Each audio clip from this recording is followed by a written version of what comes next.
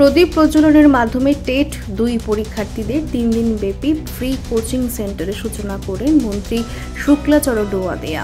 আর উপস্থিত ছিলেন দক্ষিণ জেলার সভাধিপতি দীপক দত্ত সহ আরও অন্যান্যরা। এই কোচিং সেন্টারের প্রত্যেকের সফলতা কামনা করেন, পাশাপাশি তাদেরকে ধন্যবাদ জ্ঞাপন করেন।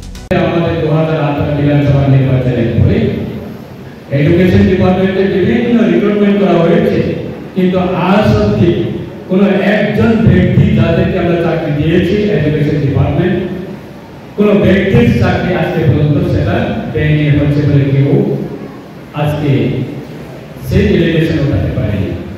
সেটাই নিজের কোয়ালিটি যদি থাকে, নিজের যদি এলিজিবল হয়, কোনো ব্যক্তি পৃথিবীর মধ্যে আপনার চাকরি নিয়ে কেউ আটকাতে পারবে না। সেই এলিজিবলের মাধ্যমে আজকে আমরা আপনাদের আমাদের জেলা পরিষদের সহযোগিতায় সেটাই আপনার কোয়ালিটি কোয়ান্টিটি বা আপনাকে এলিজিবল করার জন্য আজকে এই ছোট্ট একটা উদ্যোগ আমার ব্যক্তিগতভাবে আজকে যারা উদ্যোগ নিয়েছেন আপনাদের সবাইকে হার্দিক অভিনন্দন জানাই। এবং যারা ক্যান্ডিডেট আপনারা যারা এসেছেন, প্রত্যেকে আমাদের চ্যালেঞ্জ থাকতে হবে।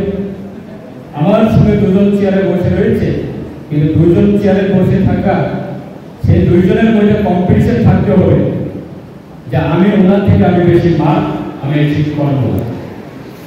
আমার পাশে যে বসে রয়েছে ওনার থেকে আমি বেশি মার্ক অ্যাচিভ করব, সেটা একটা নিজের ইন্টারনালি একটা চ্যালেঞ্জিং থাকতে হবে। চ্যালেঞ্জিং